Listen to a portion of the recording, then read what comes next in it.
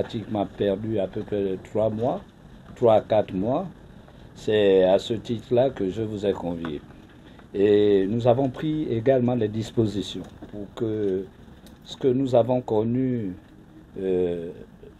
depuis un certain moment, quand nous n'étions pas au ministère des Sports, donc je voudrais dire le championnat n'allait pas à son terme.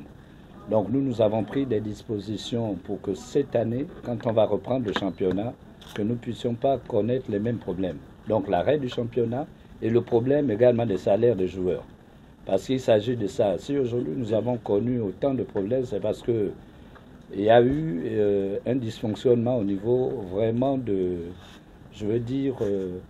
au niveau de l'organisation de ce championnat qui s'est déroulé notamment l'année dernière et qui n'est pas allé à son terme. Donc je suis venu là pour vous annoncer que j'ai rencontré le président de la République qui m'a donné des instructions fermes pour que le championnat reprenne.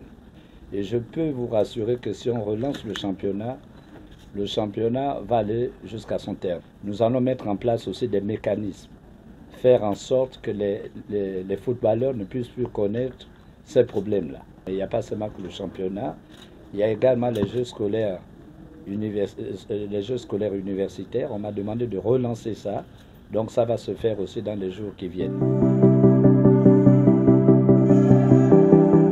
Je me rends compte que la prise de décision qu'a posée le ministre tout à l'heure, s'agissant de démarrer le championnat à tout prix, m'a laissé sans voix.